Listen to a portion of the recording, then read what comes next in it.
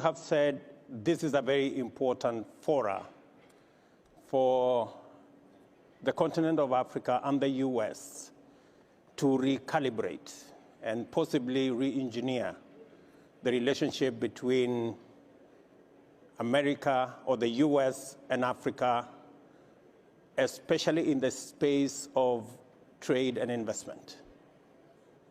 There are glaring opportunities that Africa and the US can take advantage of. We need to engineer a win-win formula. Win-win, taking advantage of the competitive advantage of the US in capital, know-how, machinery, and taking advantage of Africa's population, energy resources, and the obvious Africa Continental Free Trade Area that gives us that leverage. So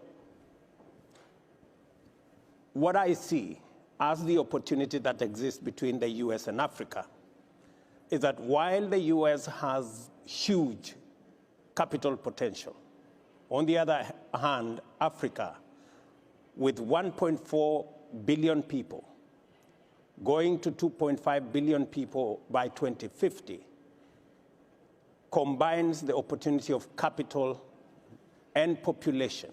And when I say population, sometimes population is seen as in terms of income. But I dare say that if you look, for example, at techno, by investing in telephone for the Africa continent, they have become the third largest mobile company in the world because they have taken advantage of the numbers in Africa. Let me give another example. The World Report tells us that food and agribusiness is going to be a $1 trillion business, up from $300 billion at the moment. Again, the US, with the know-how and with machinery, can take advantage of the huge land resources in our continent, the big population in our continent. Instead of exporting commodities, the US should find an opportunity in investing the capital they have, the machinery they have, the know-how they have, so that they can produce for the African continent in Africa. Not to export commodities into Africa, but to export capital, to export know-how, to export machinery. I dare say, as a farmer myself, John Deere is a good tractor in Africa. And that is what America should be exporting. And together, combine the resources we have in the continent and the opportunities that the collaboration can present. Let me conclude by saying that the Africa Continental Free Trade Area is necessary because today, intra-Africa trade is at 17%. It presents to us an opportunity because Asia, what can America do? The reason why intra-Africa trade is low is because of physical infrastructure and logistics.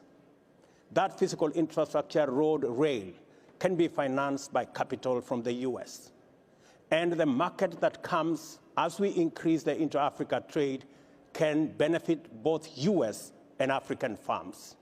And finally, the demographic dividend that the median age in Africa is 20 gives us the opportunity to leverage on the labor that Africa presents to the US investor. So Africa comes with population, comes with enormous energy resources, comes with huge labor